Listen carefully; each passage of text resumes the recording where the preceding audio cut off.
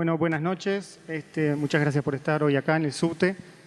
Hoy es otra de las entregas de las charlas que tenemos sobre tecnología social, que es la muestra colectiva que pueden ver acá.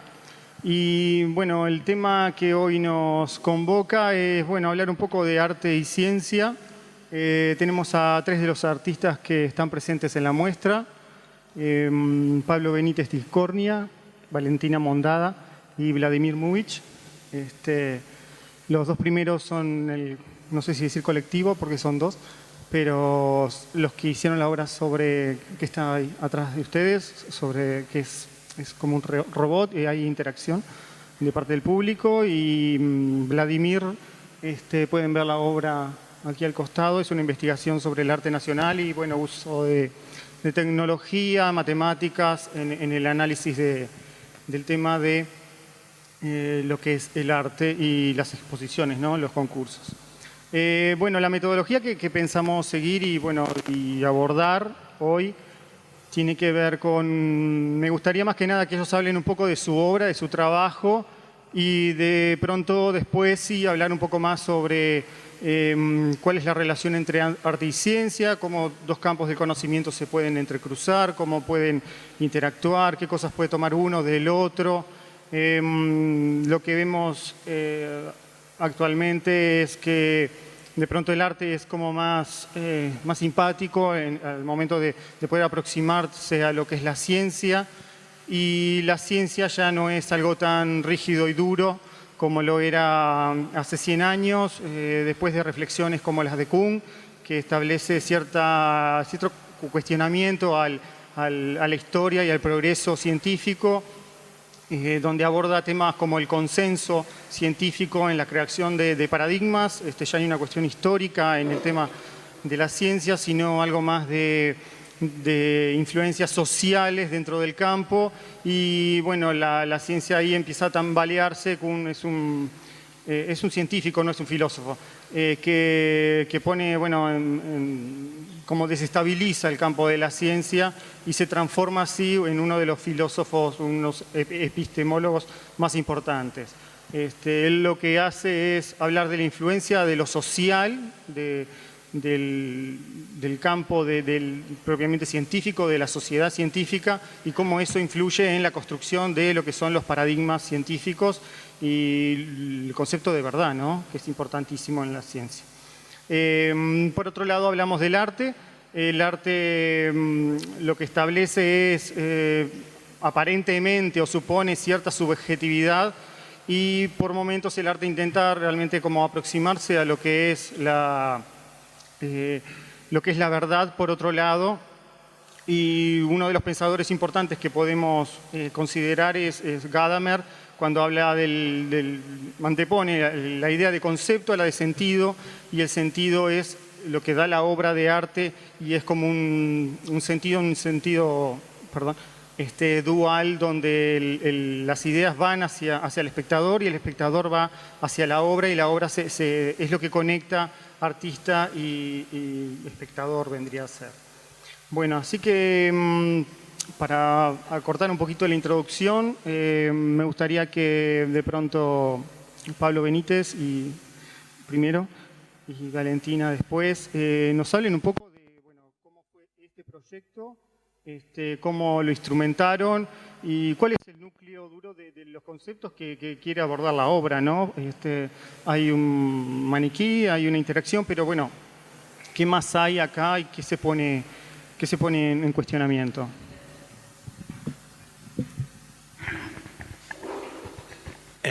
Hola.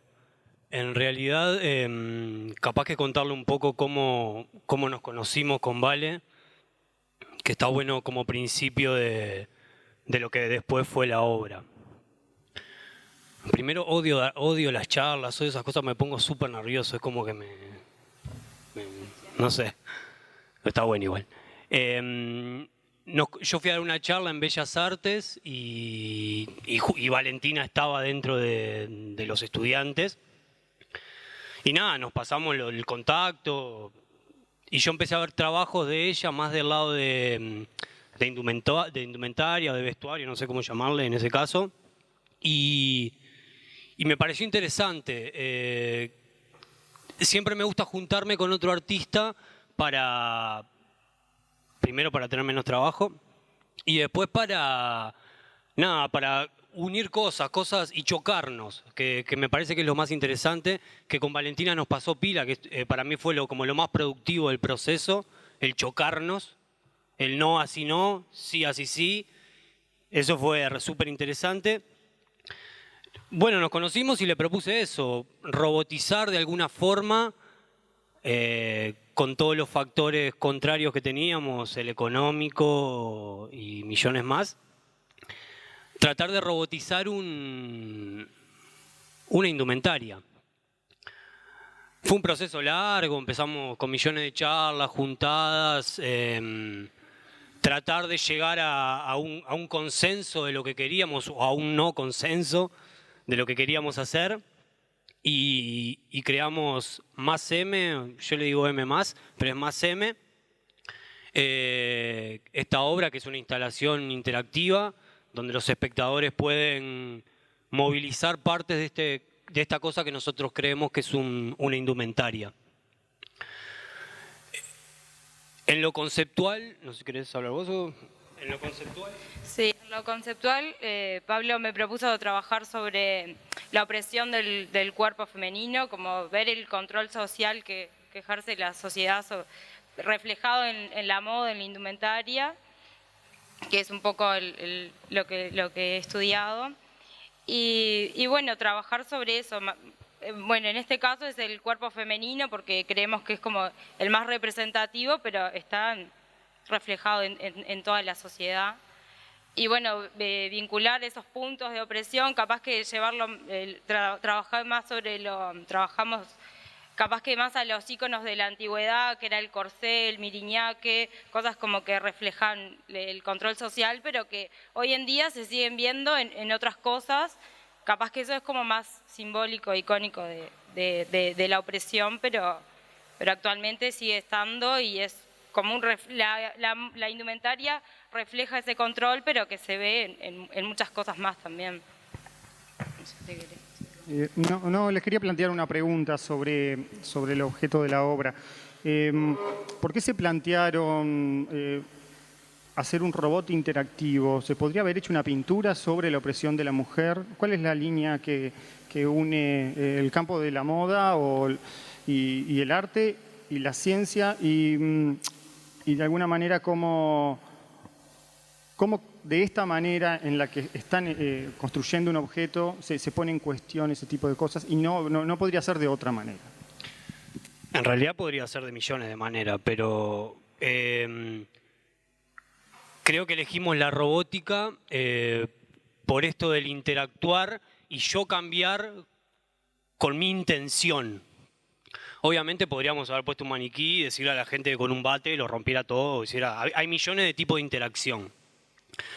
A mí lo que me pasa, por lo menos desde mi lugar, después Vale va a dar su posición, yo que vengo del lado del teatro, siempre me cansé de ver a los espectadores sentados. Me aburría. Era como... Se perdía toda obra, porque me parece que somos dos, ustedes y los que estamos en el escenario. Se perdía todo, ya estaba. Cuando él estaba sentado mirándome sin activar nada para que la obra se movilizara de algún punto, a mí me dejaba interesar. Tanto que pensé muchas veces en dejar de hacer teatro, ¿no? De salir de ese lugar. La manera que encontré de interactividad, que debe haber millones de miles y millones que todavía no se encontraron, es eso, es la robótica y a través de ella que el espectador toque la obra, que el espectador toque al actor o que el espectador toque a lo que está ahí enfrente.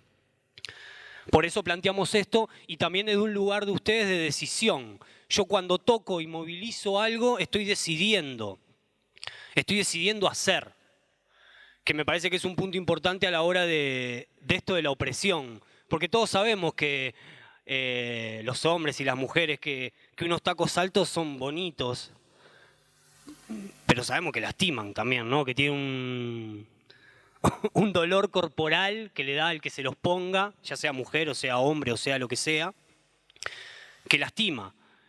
Y ninguno se hace nada. Algunos sí deben hacer, pero no hacemos nada en contra de eso. Las mujeres siguen usando eso y a los hombres nos siguen gustando, no a todos, mujeres que tienen tacos altos, que no sé qué cambia o que no sé qué genera. A lo que voy con esto es cómo los ponemos a ustedes frente a la obra, decir yo toco y yo cambio, yo toco y yo hago. No solo estoy observando, sino que estoy siendo parte de todo eso. No, Valentina, ¿cómo fue tratar el tema de...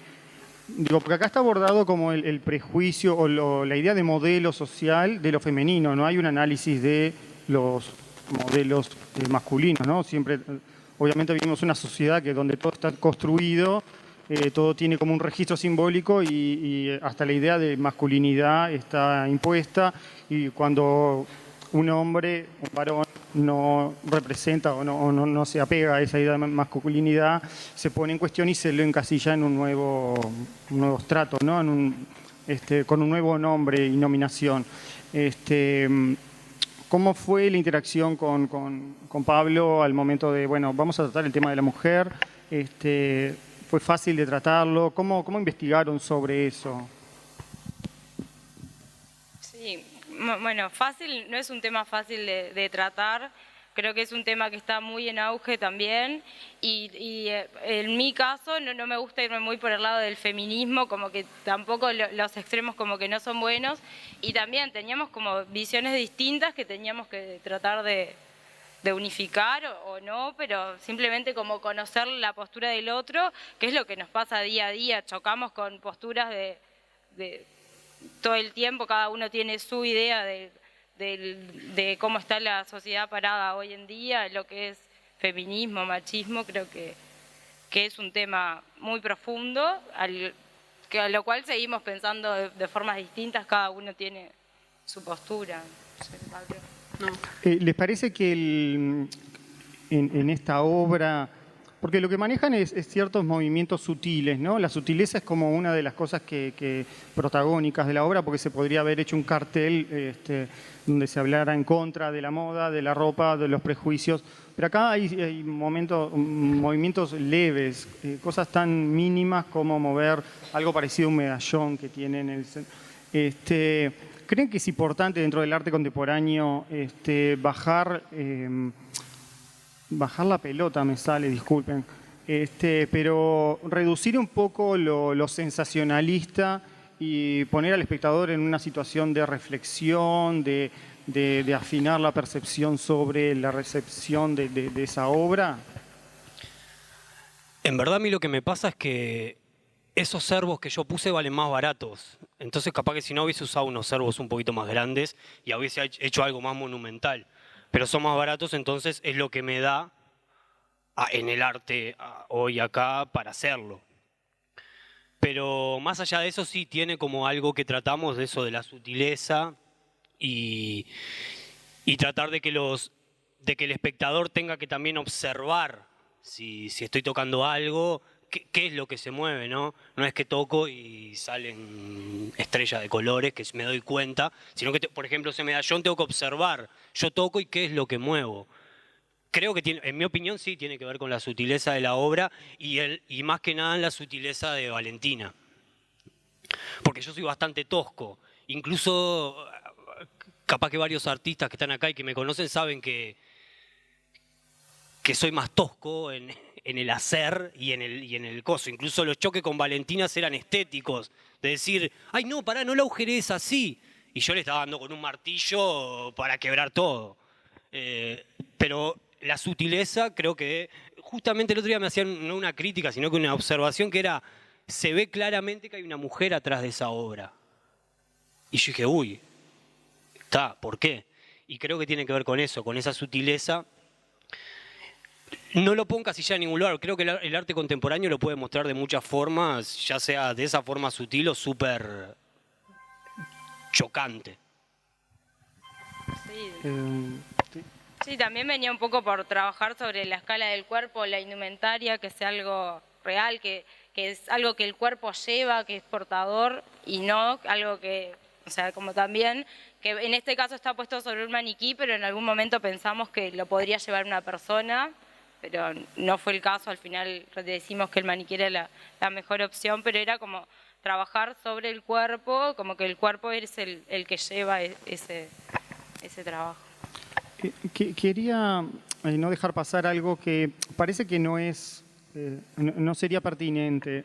La cuestión de los problemas técnicos.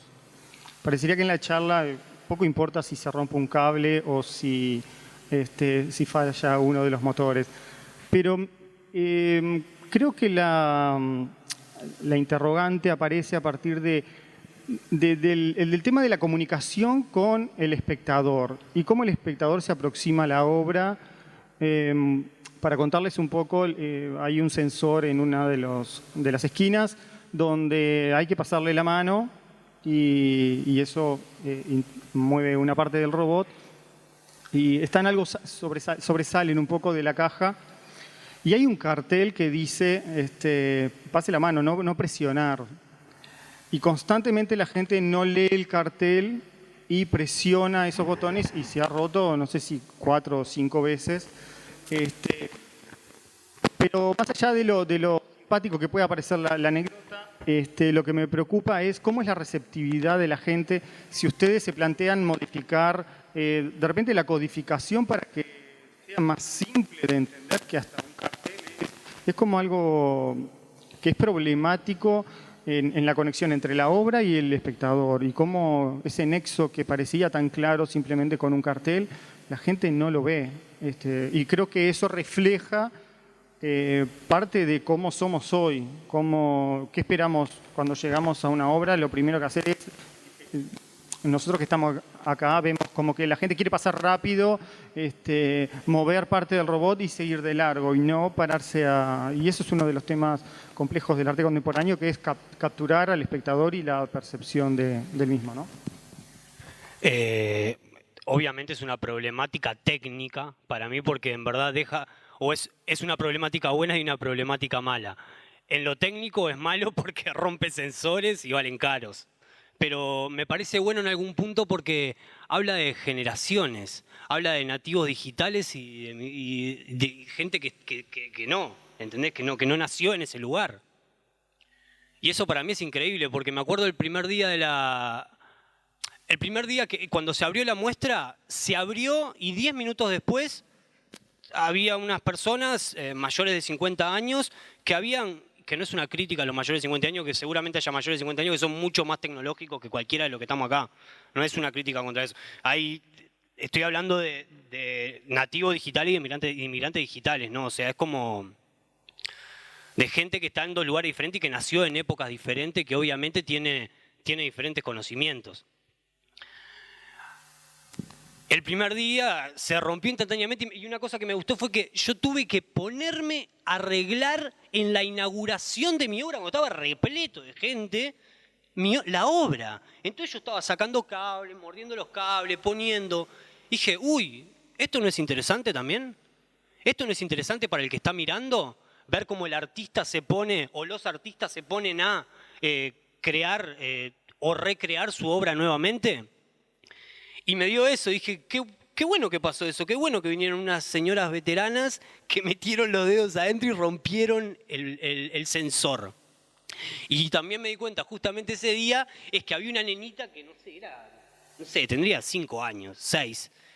Se lo dije en secreto una vez, ni siquiera los vio a los sensores, le dije, el que son 2 ojitos funciona de tal manera, ni me preguntó más nada. Ella pasó, tocó, no rompió nada, lo tocaba 1000 veces, podía manipularlo. Creo que tiene que ver con eso, ¿no? Con que somos 2 generaciones y la generación más nueva, la que tenemos más cercanía o nacimos con la tecnología, manipulamos mejor estas cosas. Ahora, a la hora de la visualización del espectador de una obra, me parece interesante que pase eso, porque pasan esas cosas, pasa eso, se rompe, y si se rompe, yo le decía a una de las chicas de acá, le decía, me encanta cuando me llaman de un museo para decir, se rompió esto, porque quiere decir que vino una persona y decidió algo, hizo algo, no estaba así y lo miró, porque yo a la Mona Lisa, es increíble, pero no le puedo hacer nada. O Solo la miro. Y acá está bueno, me encanta que lo toquen, lo rompan. Y si se tiene que romper y tendríamos que cambiar 1000 veces, no es una crítica a la Mona Lisa, no. Obviamente no lo voy a criticar nunca en mi vida. Estoy hablando de cualquier cuadro que lo observo. O algo, una escultura que la estoy observando. Y no es móvil y no es interactiva. Me parece interesante que pasen estas cosas, ¿no? Que se den estos cortocircuitos a la hora de que la obra se esté mostrando o que se estén haciendo cosas. Me parece que es un punto a favor del arte contemporáneo que haya gente que esté adentro de la tecnología y gente que no esté adentro, porque en el caso de la tecnología, ¿no? Porque me parece que genera traspiés y genera tropezar y bueno, y a ver cómo seguís caminando. Sí, es como una aproximación del público, algo que algunos capaz conocen ese tipo de sensores, otros capaz que no. Si ya lo viste, lo experimentaste una vez, como que conoces eso, y si no es enfrentarte, aprender, bueno, lo rompí, para la próxima ya sé cómo funciona. Es como que el espectador venga y descubra eso que se te propone, no sé, capaz que también el cartelito en principio no nos entusiasmaba, después vimos que era necesario, pero era como eso de que te enfrentás a algo que capaz que ya conocías, capaz que no, y ver cómo jugás con eso. Sí, hay como varios niveles con la ansiedad por tocar y no ni siquiera leer el cartel. Y bueno, un conjunto de cosas que de repente hay que analizar y que la obra en sí también te implica que te eduques vos y que se eduque la gente en cómo interactuar, ¿no? Yo, una anécdota cortita, perdón. Nosotros mostramos en Inglaterra una tecnología muy similar, que eran también un sensor que le pasaba por arriba. Era lo mismo que esto, tan básico como eso. Y no critico al público uruguayo, pero nada, porque en verdad estoy acá porque amo el público uruguayo. Pero allá en ningún momento, nada, se dio que se rompían los sensores, no pasó. Y yo cuando se lo planteé a Rulfo decía, ¿por qué pasa eso? ¿Por qué? ¿Será que viene gente más joven? ¿Será que la gente es más cuidadosa? ¿Será que están instruidas o enseñadas, o como quieran llamarle, a ver el arte de una manera diferente? Y acá quizá nos falta un poco de instrucción del mirar y del ver, ya sea en la educación o en lo que sea. O sea, hacernos más críticos del observar y el ver una obra. Pero no se rompían los sensores. Y acá en 2 días, creo que 5 sensores tuve que cambiar. O sea, fue mucho, es como una cantidad. Entonces era como, me planteé esa pregunta, ¿por qué podía ser que en el otro lado pasa esto? Capaz que es un lugar donde iba más gente, más... No tengo ni idea, pero son preguntas que me planteo por, nada, el lugar donde se está parado. Vladimir, voy a leer el nombre de la obra de Vladimir porque implica cierta complejidad. Engrama oficial del campo del arte uruguayo 2. Vladimir, me gustaría que un poco hablaras cómo nace esta obra. Primero que definir, o para los que no sabemos qué es Engrama, y explicarnos un poco el proyecto, ¿no? Vemos una instalación con un conjunto de objetos, muchos objetos distintos, y el origen de todos esos objetos es el campo del arte y más precisamente de los concursos, ¿no? Bueno, buenas noches.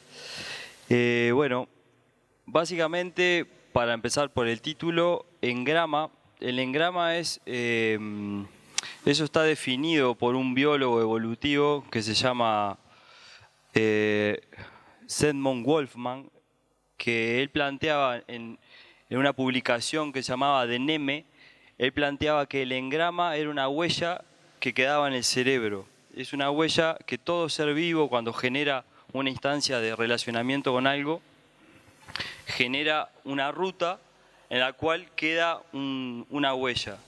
Por ejemplo, cuando uno aprende un idioma, cuando uno empieza a hablarlo ese idioma, empieza a generar una ruta en la cual el idioma empieza a funcionar y a correr más fácil. Esa idea de huella que queda en el cerebro y que puede ser recuperada, la toma un historiador que es el padre de la historia desde el punto de vista iconográfico, que es Avi Warburg, que él genera el proyecto Atlas de Mnemosine. Él fue el docente de Panofsky, Gombrich. Él toma esa idea de la idea de huella, pero él la pasa al campo de la cultura. Él encuentra que la sociedad occidental tiene huellas o patrones desde el punto de vista iconográfico que se repiten en diferentes civilizaciones y en diferentes tiempos. Empieza a encontrar imágenes que se repiten. El proyecto Atlas de Mnemosine es un proyecto que es impresionante desde el punto de vista del estudio iconográfico. Y bueno, está la Fundación Avi Barbour, donde están las fotografías de todos los paneles, porque él trabajaba con paneles, con imágenes, con proyectores. Estamos hablando de 1929, y tenía un poder de análisis iconográfico y de herramientas que utilizaba para trabajar sobre eso que en esa época creo que no era tan común. Entonces, yo tomando esos dos conceptos lo que traté es de poder percibir o visualizar cuáles son las huellas en el campo de la cultura nacional. Cuáles eran las huellas que podían quedar en el campo de la cultura oficial, más que nada, ¿no? Para eso lo que hice fue tomar como elemento de medida el Salón Nacional, que es un elemento que dice esto es arte y esto no es arte.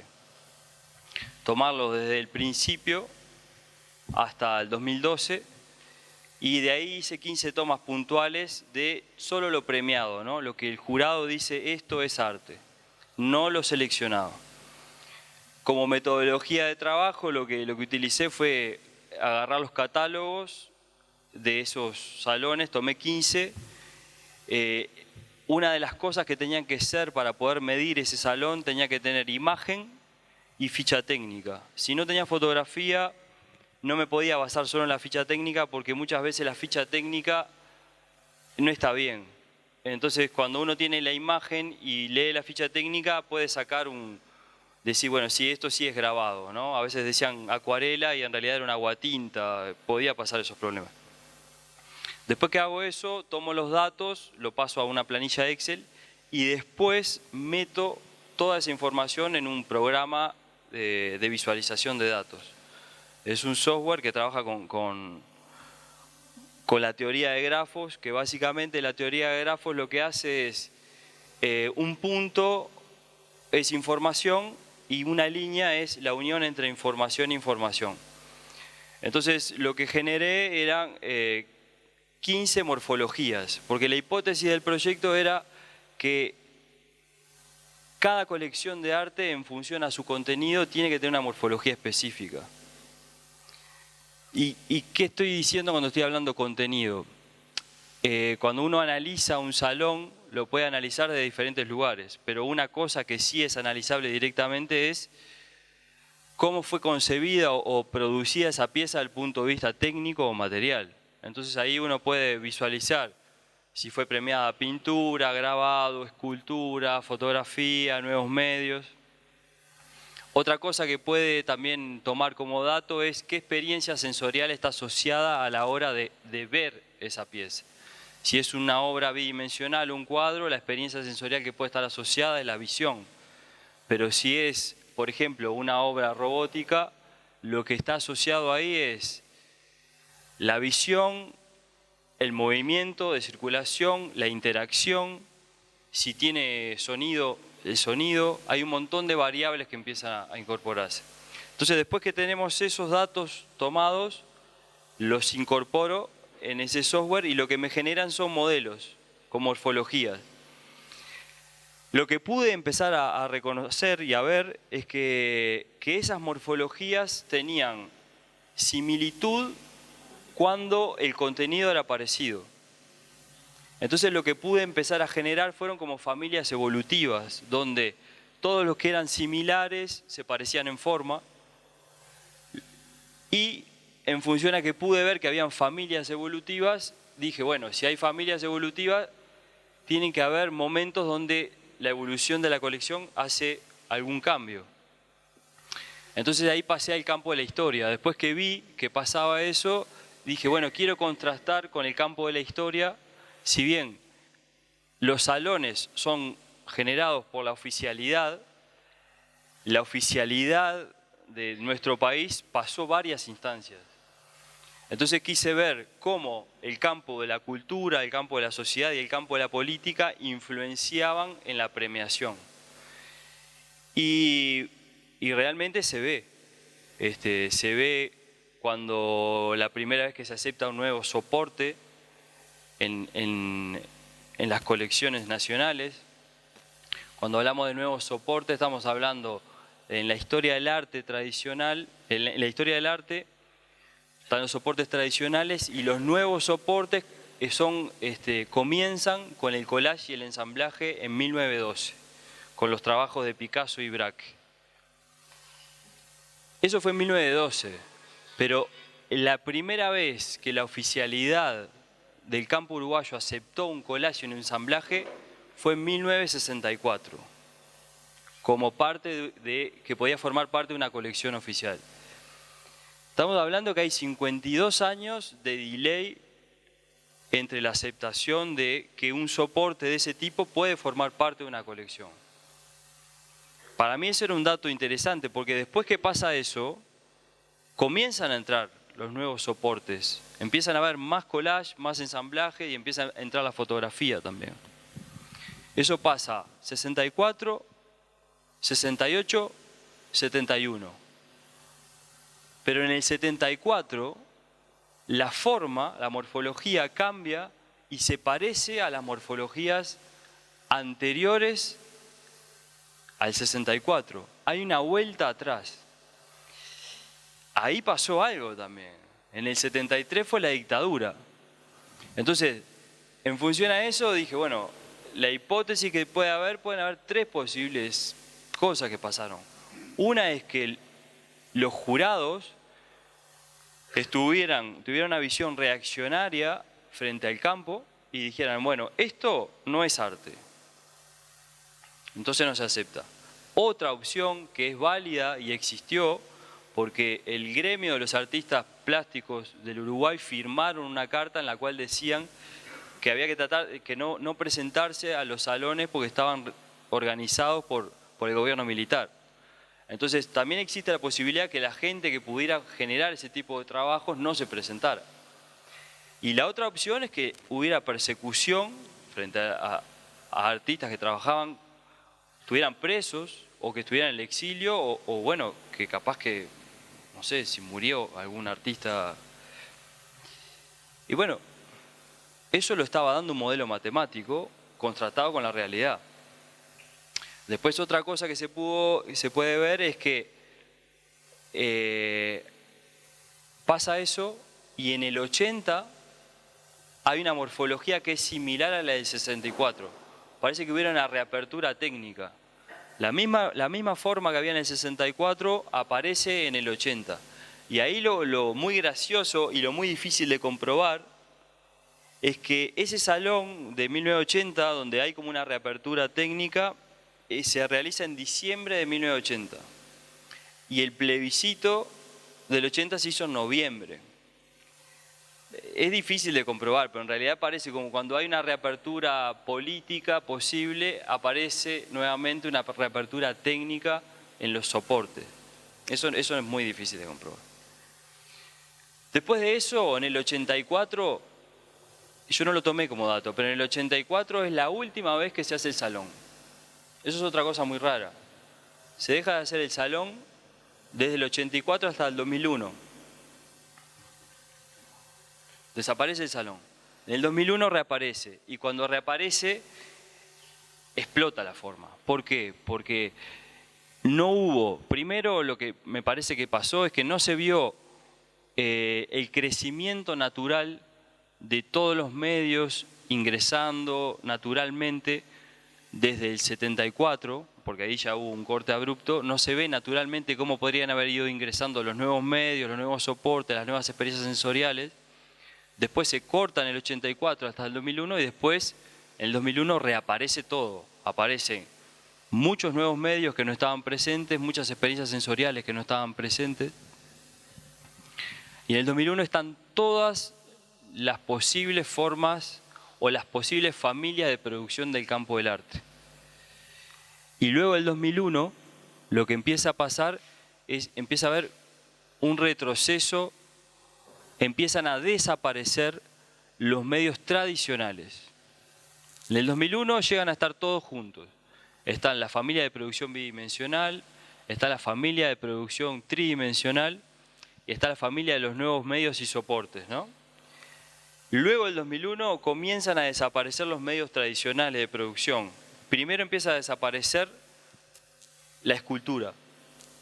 No premian escultura. No premian escultura en el 2006, no premian escultura en el 2008 y no se premia escultura en el 2010.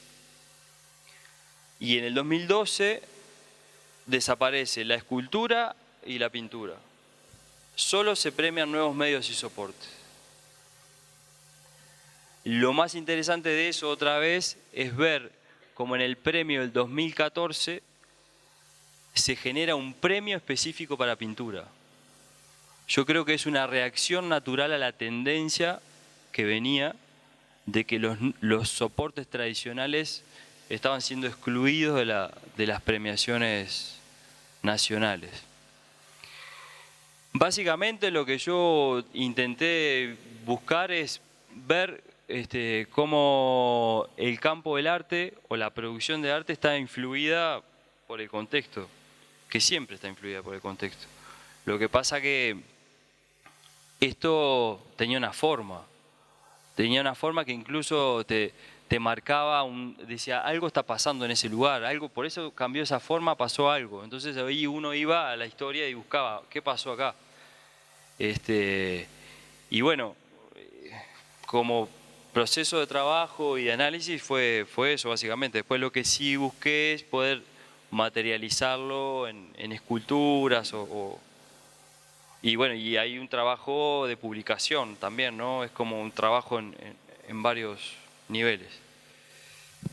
Te quería preguntar sobre el tema de, bueno, tu investigación está centrada, o el objeto de la investigación está centrada solo en las obras premiadas, ¿no?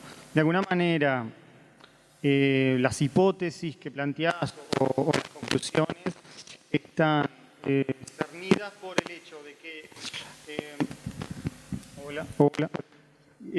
cernidas por el hecho de que supongamos que hay como un campo de actividad artística en el Uruguay con todo el mundo, ¿no? Con todas las personas que se dedican a realizar obra. De eso hay un subgrupo, un conjunto acotado y reducido de personas que presentan a salones, y dentro de eso está ese otro subgrupo que pertenecen a los premiados. Obviamente que el trabajo que vos planteás no... Estamos hablando del campo del arte, no estamos hablando del campo de la ciencia, más allá del uso que hay de recursos técnicos y científicos, matemáticos, modelos. Pero las conclusiones que sacás pueden reflejar, o sea, se pueden invertir y reflejar un panorama de la actividad. O sea, estamos yendo como a lo más pequeño, o sea, los premios que se dieron... Que no es un dato menor, ¿no? El hecho que se seleccione y que en el premio está el objeto de máximo valor. Digo, podemos cuestionar quiénes seleccionan, el momento, la capacidad de seleccionar, un montón de cuestiones sobre lo legítimo y lo no legítimo de los premios. Pero la investigación se cierne está enfocada en eso, y a partir de ese reducido grupo de obras, ¿podés sacar algunas conclusiones generales?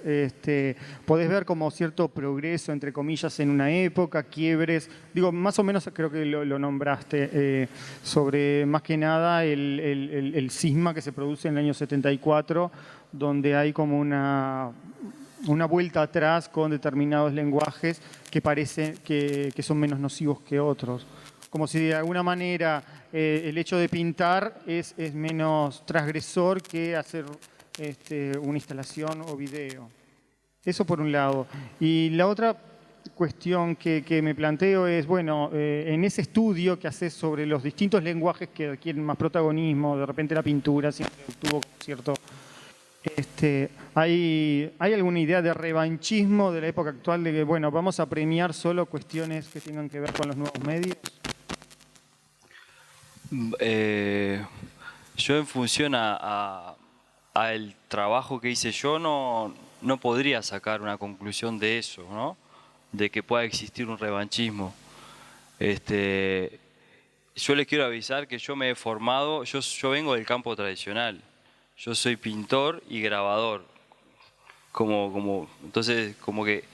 Y soy restaurador de arte de pintura. Como que ese es mi lugar también, ¿no?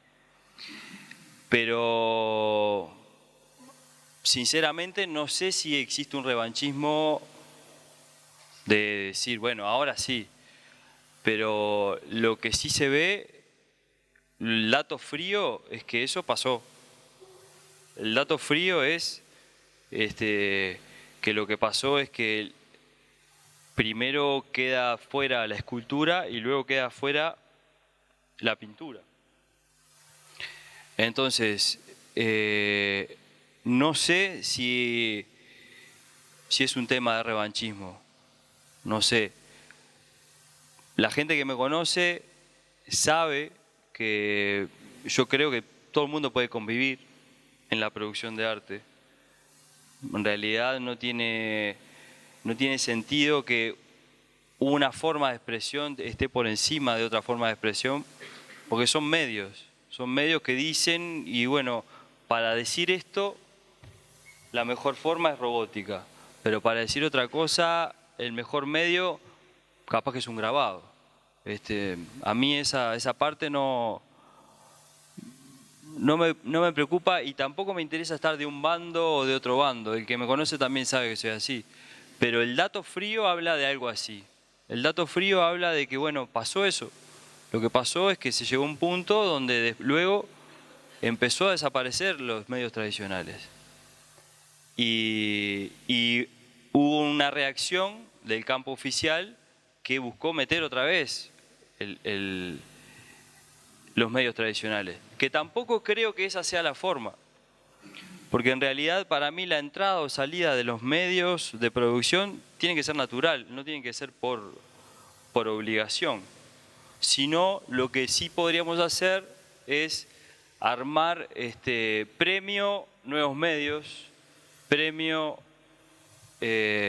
obra bidimensional tradicional, premio, y ahí no había nadie podría estar excluido. Pero me parece que sería más natural que existiera una democratización del campo de los medios. Me parece como si es así, me parece una tontería. Y que se ponga el sallo que le corresponda. Si es así, realmente no tiene sentido ir por revanchas por un lado o por el otro. Bueno, en base y conectando un poco sobre el tema de los medios o de los soportes, yo prefiero hablar de lenguajes. Cuando te planteaste realizar, o sea, traer al mundo de los objetos tu obra, tu reflexión, el discurso, ¿cómo te lo planteaste? ¿Por qué consideraste que era mejor usar, lo que vemos son imágenes, información dentro de las imágenes, esculturas y más imágenes?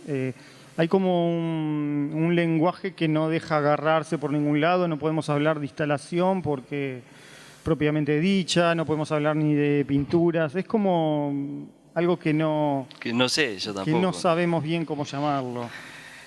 Y yo sinceramente no sé, lo estoy haciendo y cuando lo voy haciendo, la idea de la escultura sí la necesitaba porque me daba la sensación de fósil, ¿no? Era como un fósil de un premio, de algo que pasó, algo que quedó y quedó como una huella fosilizada. Eso sí, materializarlo en un objeto blanco, de un formato posible, que tiene como una forma similar a un animalito, eso, materializarlo en un objeto blanco de esa estructura, me parecía que podía ser. La forma de presentación que tuvo en el salón fue una forma de presentación muy salón de ciencias naturales, ¿no? Era como una presentación muy duro, ¿no? Como el proyecto puro y duro y hasta muy árido. Eso yo tuve muchas críticas frente a eso, pero buenas críticas, bien aceptadas de colegas así, que me decían que estaba como muy árido el proyecto como tal. Yo creo que eso obedece a que no sabía cómo hacerlo, cómo presentar todo eso, no sabía cómo presentarlo, y me parecía que lo más cercano a poder mostrar algo de la ciencia natural como algo antiguo que se está estudiando, que se están haciendo análisis con fichas, me parecía que se acercaba a todo el proceso de trabajo que tuve cuando analicé el campo. Ahora sí, bueno, ahora estoy escuchando a otros colegas también. Gran parte de lo que era información escrita ahora lo transformo también a imagen visual, donde uno puede entender cuando ve una imagen por qué hay una concentración de cuadros en un lugar. Entonces entiende, bueno, esta es la zona bidimensional, y donde hay una conexión de muchas esculturas puede comprender, acá es una zona donde hay todo tridimensional. Eso acerca a la lectura de la pieza, y es lo que hablábamos hoy, que a veces yo creo que la gente también necesita un poco menos de aridez a la hora de acercarse a una pieza, ¿no? Si uno quiere realmente comunicarse.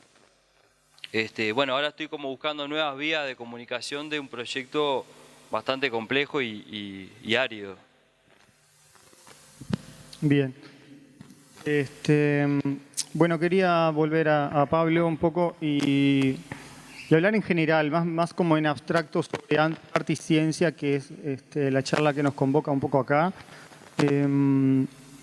¿Qué conexión se puede dar? ¿Hay una línea que separe uno de otro? ¿Qué se pueden dar?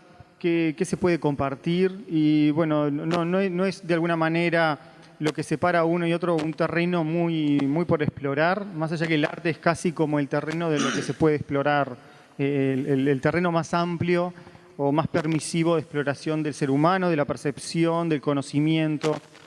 Algo que parece que no tiene a veces como límites o no tiene reglas de las que hay que cumplir contra lo que es la ciencia, que es un método científico, determinados procesos que hay que seguir para construir algo que llamamos verdad, y el campo del arte siempre está como ahí sugiriendo, sugiriéndole al espectador aproximarse, percibir desde otro lugar, no tan conceptual, sino de una idea general que da el sentido de la obra.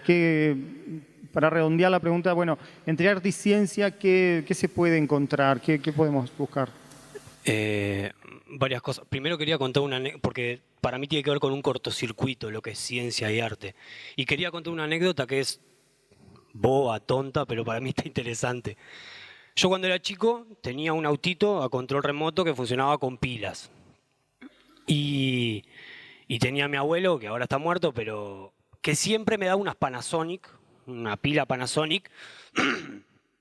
Él me la daba, perdón.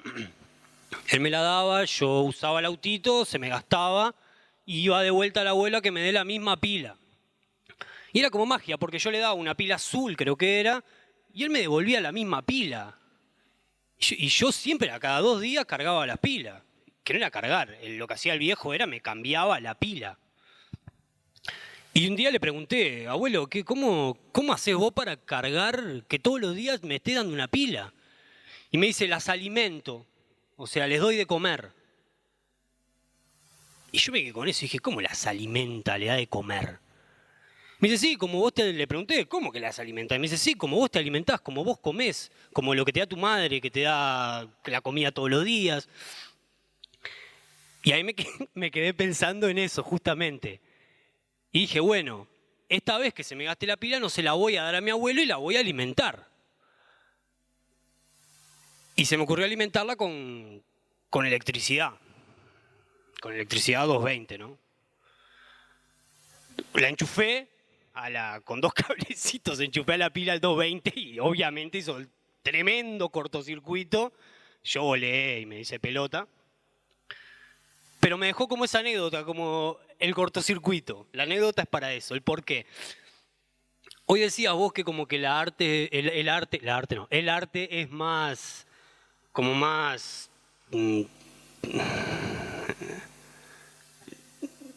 Como más difuso, ¿no? No, pero... Claro, sí. Claro, pero como planteaste como una cosa como el arte como que nos... Más, no sé si tranquila es la palabra, como más... Bueno, no importa. Para mí, el arte y la ciencia están totalmente diferenciadas. O relajada, una cosa así. Tipo, el arte y la ciencia están totalmente diferenciadas. Son dos cosas para mí totalmente diferentes, seguramente para todos lo sean o no.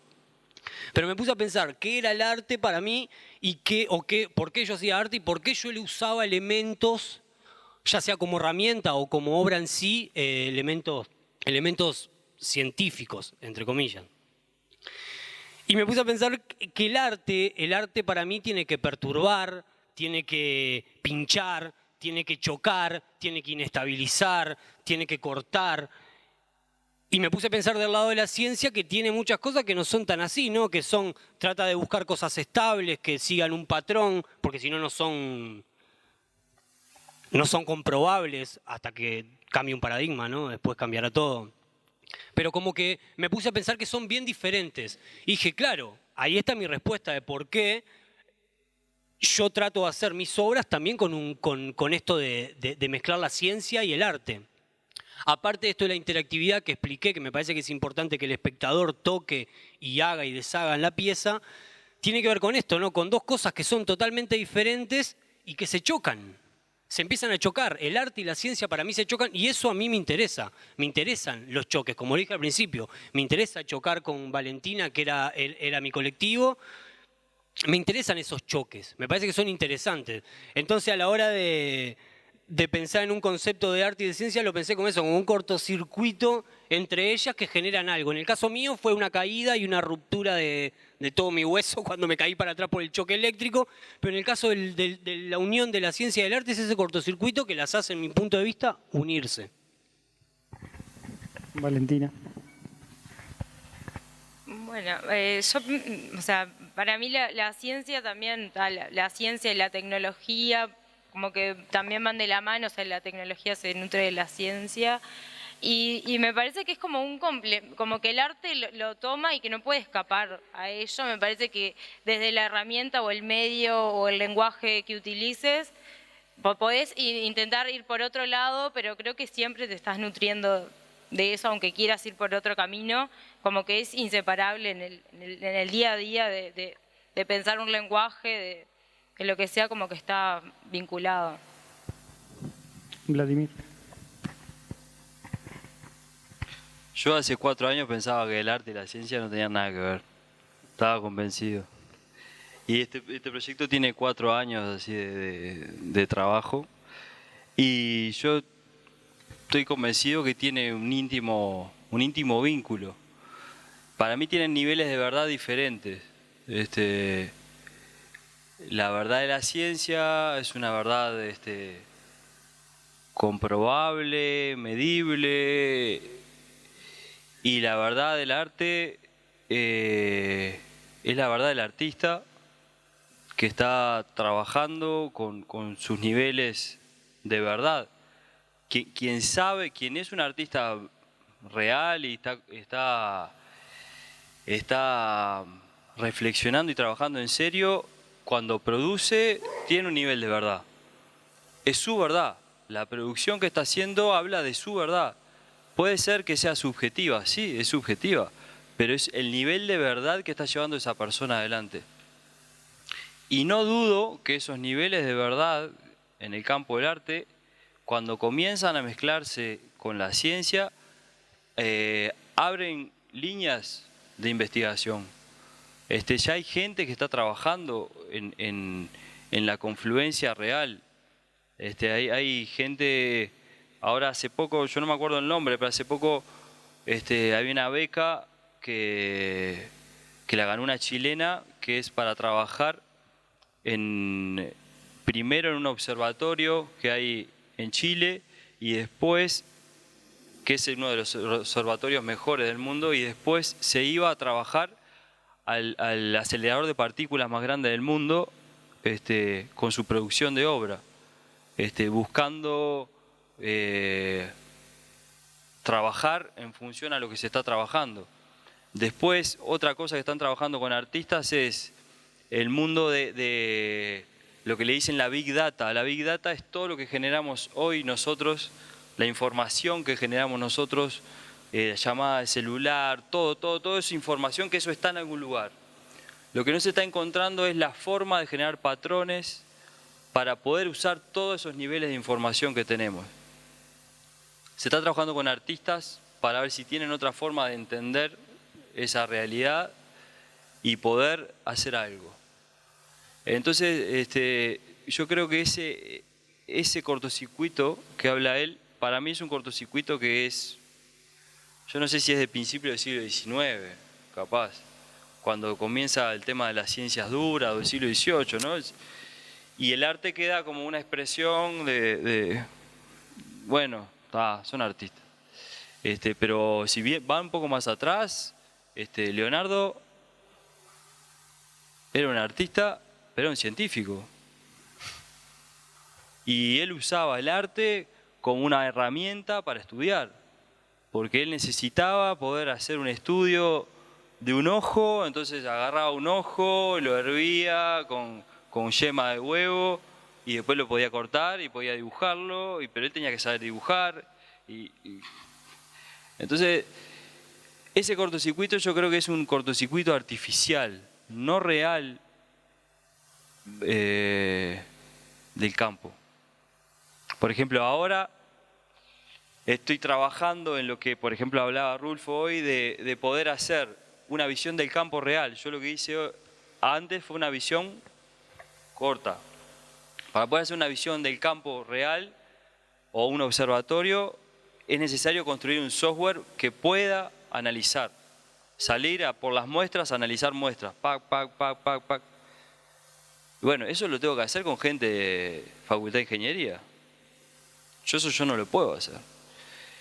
Y ahí la ciencia empieza a mezclarse para producir arte. La conceptualización del software sí, yo lo considero como una producción de arte conceptual, pero la materialización y el andamiaje viene de la ciencia. Bien. Tal vez no todos conozcan, hay un artista brasileño que se llama Eduardo Kac, que hizo un experimento muy interesante, hizo una obra, una escultura que se llama Bunny. Es un conejo fluorescente. En conjunto con científicos sacaron algo que sintetiza la fluorescencia de las anémonas, y bueno, lo juntó al mapa genético del conejo y logró efectivamente un conejo fluorescente. Y a lo que quiero ir es de qué manera los artistas a veces están como en el borde de lo ético y no ético, cuando estamos hablando de ciencia y también de no ciencia, ¿no? ¿Qué posición debe tomar hoy el artista en un mundo donde todo parece que da lo mismo? No hay casi como reglas éticas que gobiernen el mundo, todo es... hablamos de una sociedad capitalista y tecnocrática. ¿Cómo se posiciona el artista como sujeto de creación? Desde el punto de vista ético y moral, y si tiene que tener una postura respecto a eso, ¿no? La obra de Eduardo Kac en verdad no es tan fluorescente, ¿no? O sea... No tanto como se ven las fotos que nos muestran. Pero pongámosle que es fluorescente. Igual no importa eso. Yo pienso que éticamente no... Es mi postura. Éticamente no hay... Yo, por lo menos como artista, no tengo un límite. No hay un límite para mí para crear arte, y no hay una ética que me rija y que me diga esto lo podés hacer o esto no lo podés hacer. ¿Por qué? Porque yo tengo que perturbar. Yo tengo que perturbarte. si no te perturbo, o si te perturbo, voy a tener que salir de ciertos patrones éticos, que siempre trato de hacerlo. A veces que no puedo, muchas veces por el lugar donde estoy, o el lugar donde me presento, o el lugar donde... Y muchas veces sí lo hago, con artistas que me acompañan, y que los acompaño a ellos. Pero justamente con esto del salir de la ética, ¿no? Del presentar cosas que la ética no sea importante como artista, traía anotadas justamente unas cosas que eran...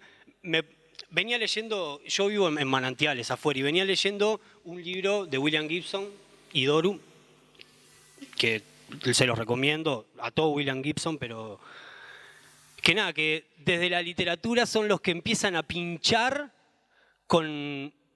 a la ciencia, justamente, ¿no? Son los artistas que empiezan a pinchar a la ciencia para que se empiecen a dar cosas nuevas. Y me puse a pensar en Star Trek, las cosas que hay en Star Trek que ahora están pasando. O sea, que los tipos en ese momento escribieron o mostraron cosas que ahora se están plasmando físicamente. Por ejemplo, en Star Trek había un comunicador que en ese momento era como, ¿cómo iba a ser yo me iba a comunicar a miles y miles y miles de kilómetros con otra persona, y ahora es lo normal, ¿no? O sea, es con lo que vivimos todo el día. Y después encontré también una tablet PC, que uno de los de Star Trek tenía como una PC pero tablet, ¿no? Que también ahora muchísimos, bueno, ahora casi hasta los jubilados ya tienen todas esas cosas, ¿no? Pero... Y algunas cosas que todavía no existen, por ejemplo, como es la teletransportación. No sé si no existe o todavía no la alargaron para que esté, pero cómo desde ese lugar de pinchar y de ir en contra de éticas determinadas, como que un robot puede ser el que cuida a mi abuela, que ahora está internada, que la cuide en el hospital. ¿Por qué no? Obviamente, ahí estoy chocando con una creencia y con una ética de las personas, ¿no? ¿O por qué yo mañana no puedo amar a un robot? Claro, estoy chocando contra ciertas formas y éticas. Yo en mi cabeza es eso, yo no tengo ética. En el arte no tengo ética. O sea, hago lo que tengo ganas de hacer y voy en contra de lo que... Y no es de punk, todo lo contrario. Es de nada, es que creo que si yo me pongo esos límites artísticos y éticos, no voy a mostrar lo que quiero mostrar. Entonces trato de eliminar toda ética que me encierre.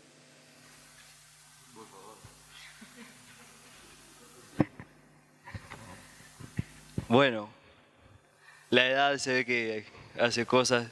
Yo tengo ética.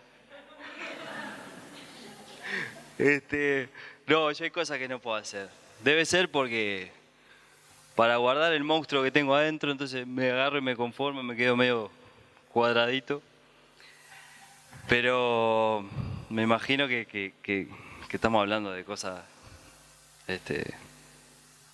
que no van a ir en contra de la vida, no vas a matar a nadie, esas cosas no, por ahora. No tengo límite con la ética. Bueno, no, yo sí tengo, no sé, la ética que sí puedo manejar con respecto a la producción de la pieza. Primero respetarme a mí como productor, de que eso sí sea verdad. Primero una ética conmigo, de que lo que yo estoy produciendo sí sea verdad y no sea algo para llenar el ojo. Esa es la primera, que es una regla que a mí me sirve. Claro, produzco poco, a veces demoro mucho tiempo, en las producciones hay mucho tiempo entre medio, pero bueno, eso yo creo que me da un nivel de solidez con mi discurso que yo me quedo tranquilo, por lo menos. Y después, bueno, yo creo que básicamente es ese el nivel de ética más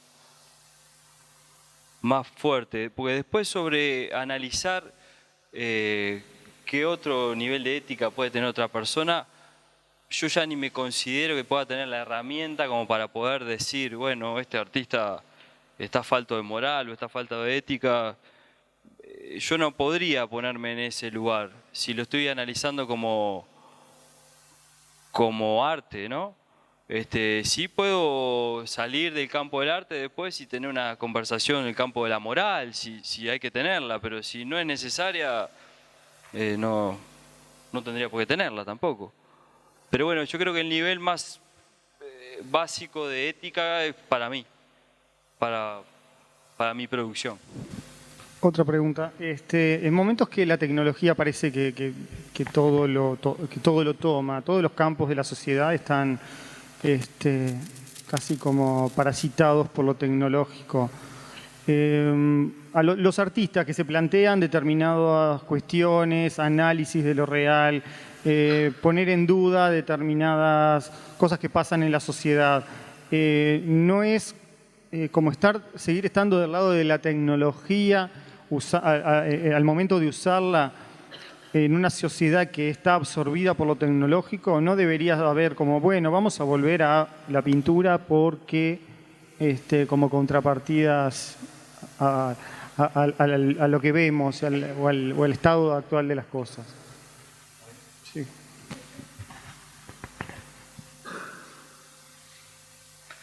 No sé. En realidad no tendría ni por qué sí ni por qué no. Por ejemplo, la tecnología en realidad en el campo del arte ha estado siempre. Lo que pasa es que son diferentes tecnologías. Cuando se inventó el óleo, era la tecnología de punta, el óleo. Era como hacer algo con robótica. ¿Sabes lo que es esto? Allá en Holanda inventaron unos tipos, una cosa así. Y bueno, entonces la tecnología siempre estuvo, y los artistas han usado mucho la tecnología. Hay un estudio de un artista inglés de que él se preguntaba, yo no me acuerdo el nombre, es un documental. Él se preguntaba de por qué hubo un gran salto entre la pintura figurativa, cómo pasó a tener un grado de realismo tan importante. Y se empezó a estudiar y empezó a ver la utilización de elementos ópticos, la utilización de la caja, la utilización de los espejos. Entonces, la tecnología siempre estuvo en el campo del arte como una forma de poder decir algo más con tecnología. Yo creo que hoy día, para mí hay espacio para que todo el mundo pueda decir con las herramientas que quiera. Lo que sí pasa es que hay unas generaciones, me parece, que están sensibilizados con la tecnología de una forma mucho más fuerte, ¿no? Entonces yo creo que eso acerca mucho más a la hora de que alguien pueda ver una obra. Por ejemplo, cuando presenté la pieza esa en el salón, había muchos textos escritos que están ahí, parte de eso.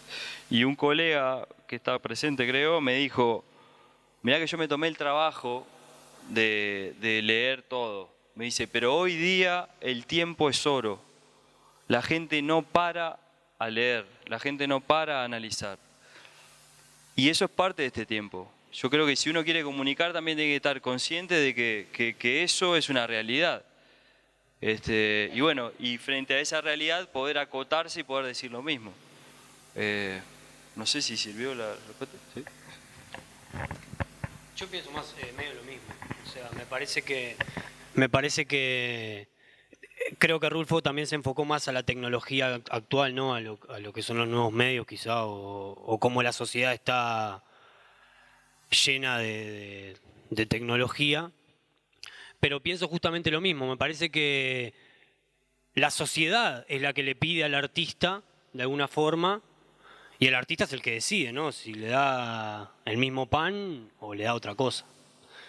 En este caso, diferentes tipos de lenguaje, ¿no? Pero creo que es muy personal, o sea, es como... No creo ni que haya que no hacer cosas con medios tecnológicos actuales o lenguajes tecnológicos actuales o hacer. O sea, creo que cada uno también como artista se siente cómodo o incómodo dentro de un lenguaje determinado, o no, o dentro de miles de lenguajes o dentro de ninguna etiqueta. Entonces creo como que no es algo... por lo menos desde mi punto de vista, que tenga la capacidad ahora de como de estudiarlo y de reflexionar sobre eso, no sobre por qué el artista no va en contra de lo que, o le muestra a la sociedad la cara contraria de la que vive diariamente. Si se supone que tiene que perturbar, ¿cómo yo voy a perturbar mostrándote una tablet si vos ves una tablet todos los días?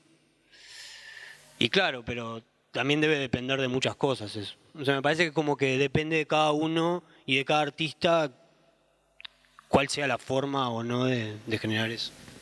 No, ya que estás ahí, te quería preguntar sobre, bueno, más allá de que a veces vemos pros y contras de lo tecnológico, hoy en día las tecnologías de la comunicación, internet, el email, la web, el Facebook, ¿eso no plantea determinadas ventajas para comunicación de los trabajos de los artistas cuando siempre es complejo, complicado y muy competitivo mostrar y exponer obra en determinado, acá mismo, ¿no?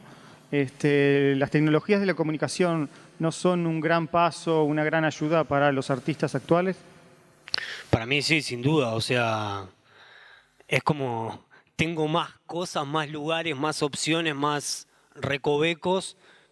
Primero donde mostrar lo que se hace y después más posibilidad de que el que está a miles y miles y miles de kilómetros te vea. Que capaz que un artista demoraba, no sé, no tengo ni idea mucho de la historia, pero en llegar a Europa en tanto tiempo y ahora está a un clic, nada más. Porque es como esa distancia, que creo que es eso, es lo que generó el Internet, ¿no? El acortar la distancia, que ya no haya. Por eso hoy hablaba de que la teletransportación no existe como lo que nos mostraban en Star Trek, pero en algún punto ese pasaje a otro lugar en una temporalidad ya se va dando en algunos aspectos, ¿no? Pero me parece que sí, que nos reayudó, nos salvó la vida. Valentina. Desde la forma también de documentar esos trabajos, de poder hacer recorridos virtuales por museos, de generar nuevas colecciones en otros formatos, capaz que esos trabajos que tienen ciertos lenguajes, llevarlos a lo digital como forma de documentación. Yo creo que la tecnología en eso ayuda y ha cambiado como cierta forma de concebir el arte hoy. Vladimir. Sí, yo estoy de acuerdo. Y tiene dos vías eso. Hay una vía que tiene que ver con cómo uno puede mostrarse, ¿no? Mandar la comunicación, mostrar. Y después hay otra vía que achicó el mundo en este sentido. Por ejemplo, hay lugares por ejemplo, la Tate, siendo consciente de esa realidad, lo que hizo fue colgar en su página un proyecto que tiene 70.000 obras con metadatos. Yo desde acá puedo trabajar con esas 70.000 obras por internet, produciendo obra desde la Tate. ¿Cómo lo podía hacer de otra forma? Era imposible. Llegar a la Tate para pedir permiso para que me permitan trabajar con... Eso está colgado ahí. Entonces también te da la posibilidad de mostrar o si no de producir en función al mundo. Y eso sí es impresionante. Después que eso tenga visibilidad o no, ese es otro problema.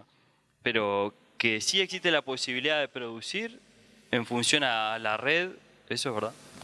Y otra cosa de las que pasa es que cuando hablaste de tu trabajo y de ese análisis de los salones, que demoramos 52 años en actualizarnos en el collage. Collage y ensamblaje. Collage y ensamblaje.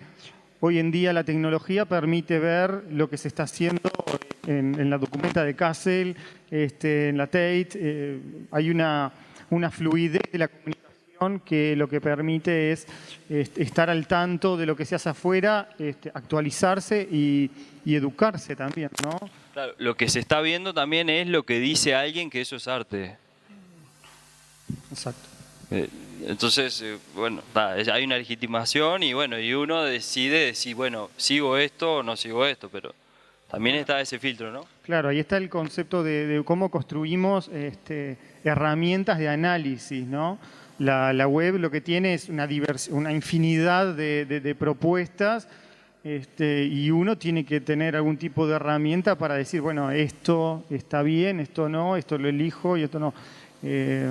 La explosión de imágenes que vemos en Internet es impresionante. O sea, entramos en YouTube y hay videos desde lo que se te ocurra, desde gatitos hasta accidentes.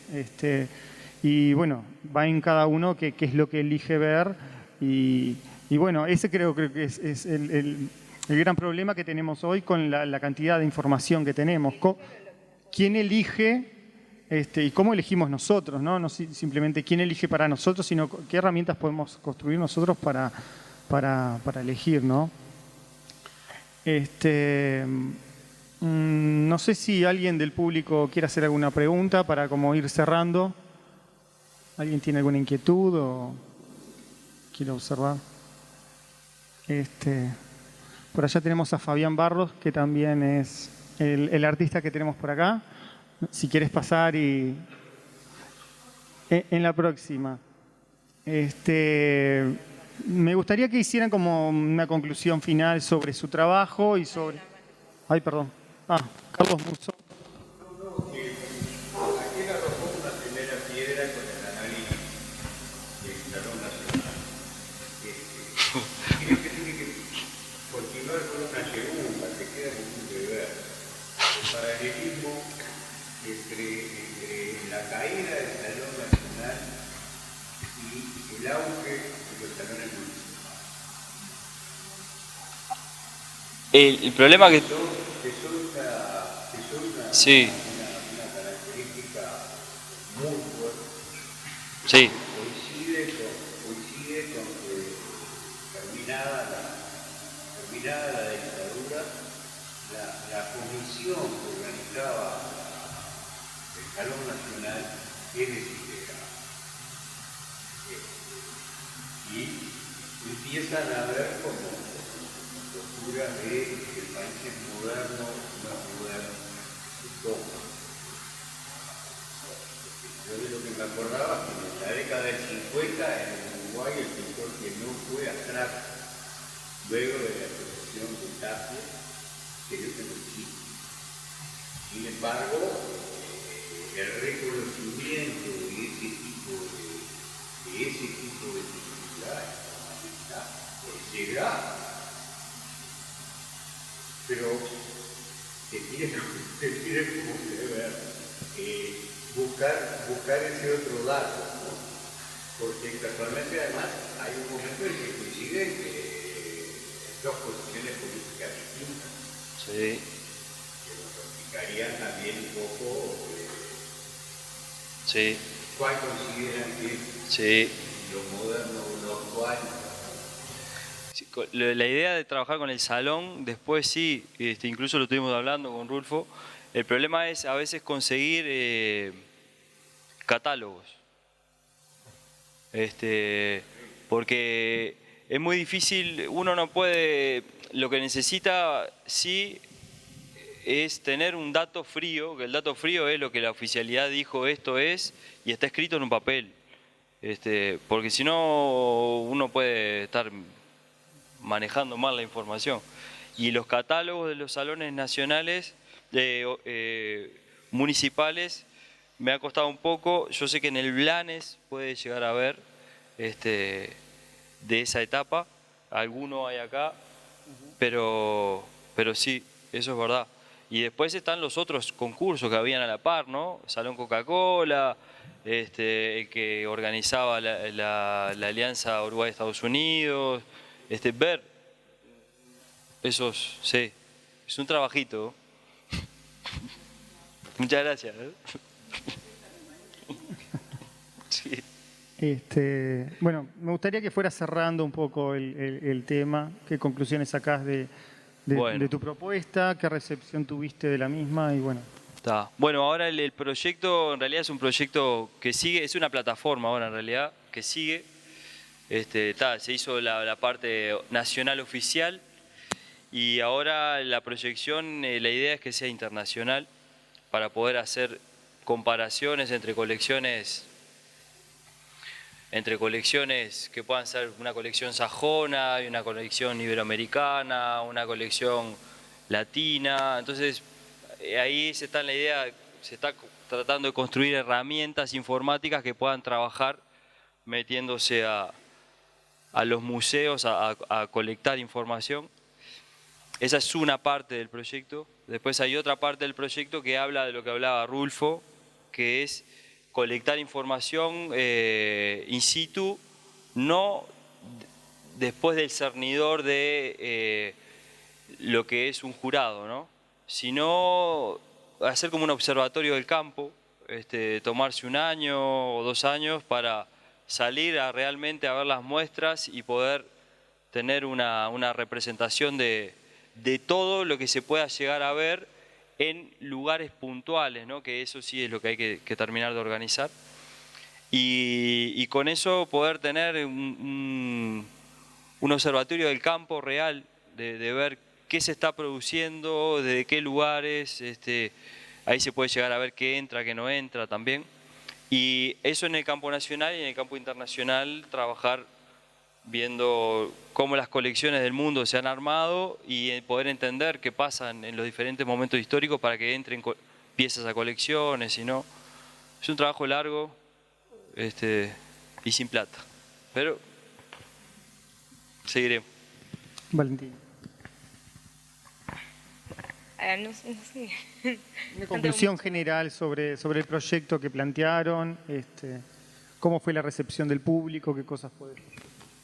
Sí, yo creo que es como un aprendizaje y una etapa que nunca está cerrada.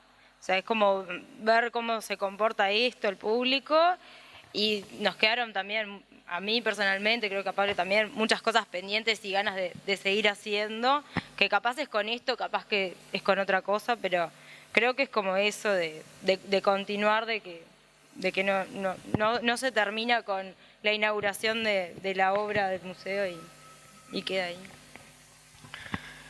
En verdad creo que con esta obra lo que abrimos nosotros, por lo menos entre nosotros dos, es un vínculo y un empezar a hacer cosas que me parece que se van a ir dando, y es el puntapié inicial a trabajar, creo que en esto, a las áreas que cada uno más o menos tiene su línea de vida, que compartirlas y hacerlas chocar a esas áreas. Y nada, y seguir siempre en lo mismo, ¿no? Eso de tratar de imaginar algo, de pensarlo y después concretarlo en algo que quizás sea lo que imaginaste y lo que pensaste, o quizá no. Esa como me parece que es mi línea y que sigo en el grupo del trabajo con este tipo de obras. Bueno, muchísimas gracias por estar hoy acá. A vos y a Agradecerles a todos ustedes por venir. Realmente sorprendió un poco la convocatoria. Para bien, por supuesto. Invitarlos para el próximo martes, que tenemos otra charla. Se llama Estéticas Electrónicas, que va a dar Francisco Cuña y Fabián Barros a la misma hora. Y este jueves seguimos con las charlas de arte contemporáneo a las 7 también. Fernando Martínez, que es de la Escuela de Bellas Artes. Y bueno, agradecerles realmente a ustedes por estar y espero que hayan disfrutado de este momento que compartimos con los artistas. Muchas gracias.